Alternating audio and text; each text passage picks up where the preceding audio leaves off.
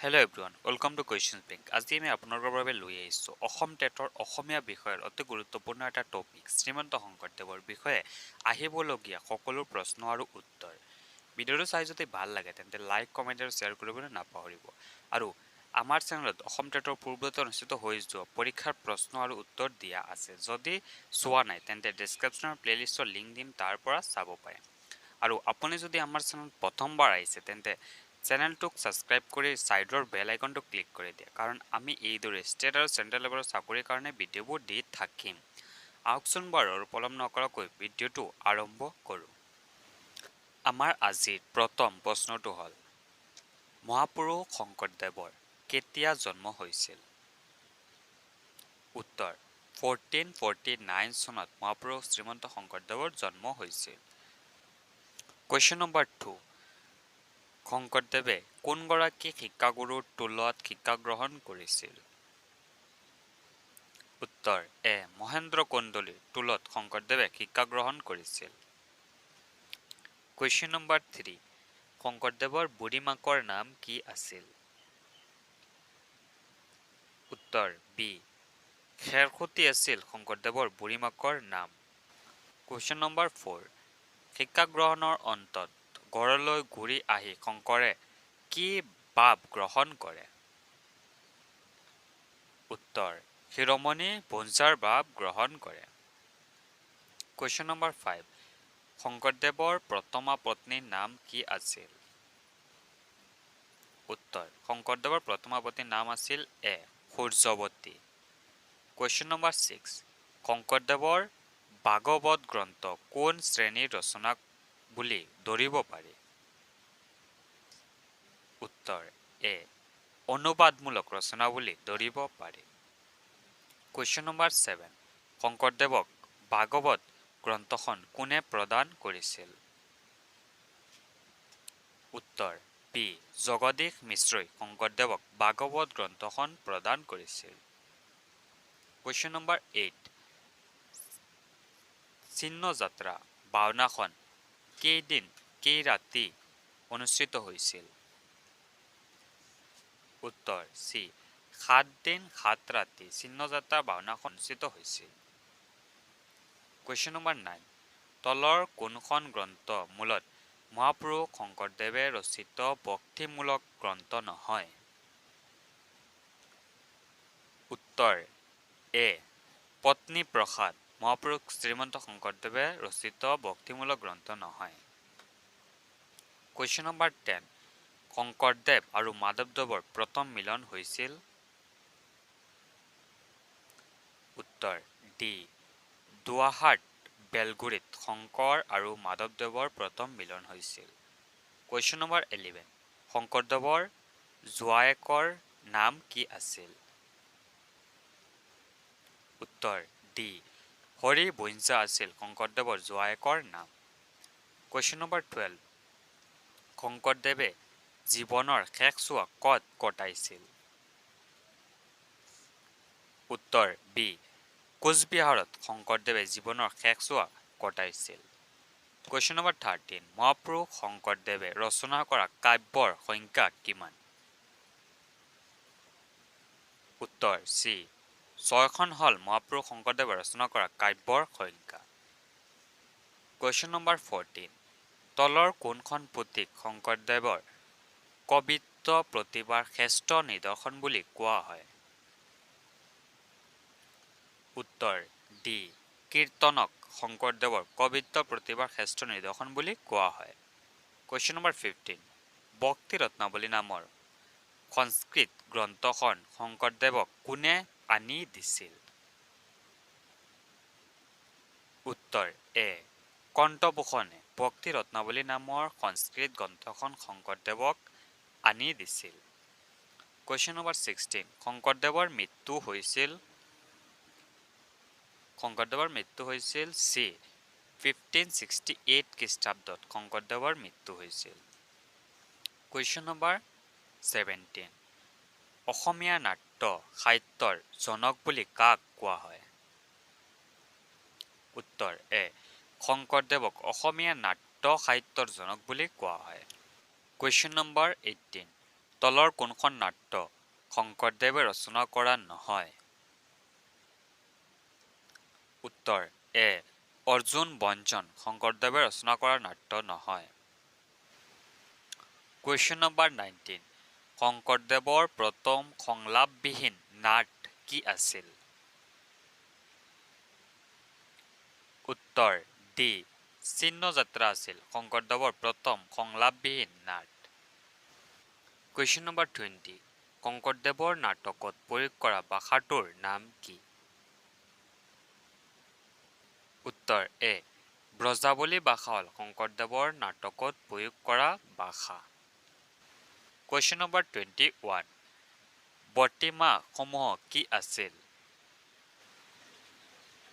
উত্তৰ বি প্ৰশস্তি বা গুণ গৰিমা প্ৰকাশৰ গীত আছিল বৰ্তিমা।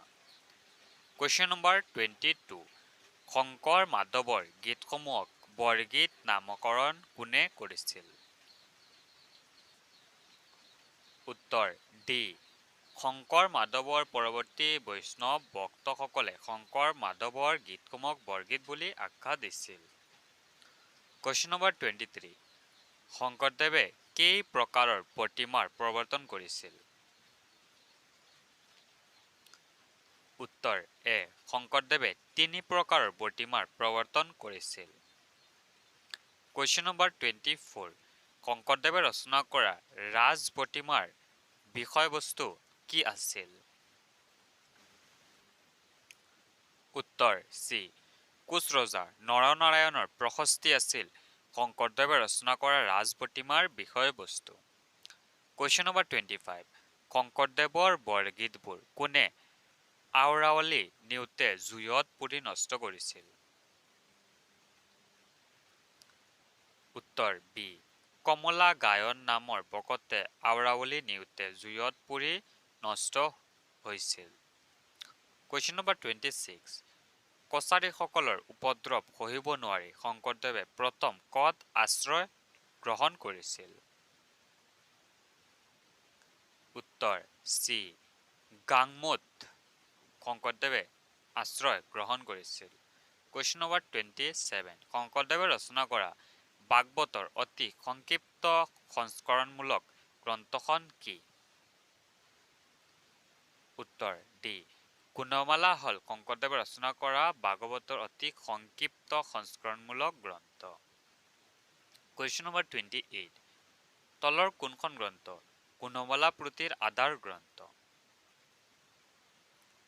উত্তৰ ভাগৱত হ'ল গুণমালা পুথিৰ আধাৰ গ্ৰন্থ। কুৱেশ্যন নম্বৰ 29 গুণমালা কাব্য কি ছন্দত ৰচিত? উত্তৰ এ কুসুমমালাৰ ছন্দত ৰচিত। কুৱেশ্যন নম্বৰ 30 গুণমালা ছন্দ সজ্জাটো কিমান আকৰীয়া? উত্তৰ চি গুণমালা ছন্দ সজ্জাটো 6 আকৰীয়া। কুৱেশ্যন নম্বৰ 31 শংকৰদেৱে ৰচনা কৰা প্ৰথম কাব্যখনৰ নাম কি? উত্তৰ শংকৰদেৱে ৰচনা কৰা প্ৰথম কাব্যখনৰ নাম হ'ল হৰিশ্চন্দ্ৰ উপাখ্যান। কুৱেশ্যন নম্বৰ 32 শংকৰদেৱে 2 ধৰণৰ গীত ৰচনা কৰিছিল সেইবোৰ হ'ল? উত্তৰ ডি গীত আৰু বৰ্তিমা শংকৰদেৱে ৰচনা কৰিছিল। কুৱেশ্যন নম্বৰ 33 কীৰ্তনৰ ৰচক কোন?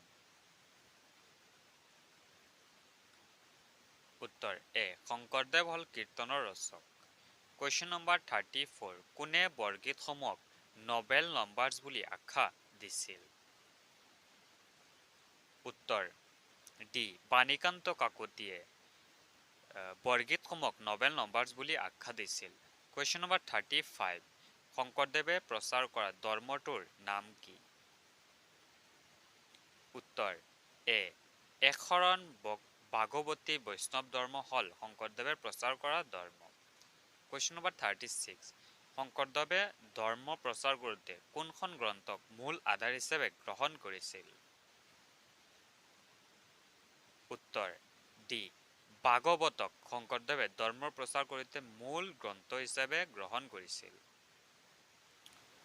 কুৱেশ্যন নম্বৰ 37 শ্ৰৱণ কীৰ্তন ধ্যান পূজা পথ সেৱা দাস্য সকীৰ্ত বন্দন আত্মসমৰ্পণ বৈষ্ণৱ ধৰ্মৰ অনুসৰি এই কেইবিধ কি?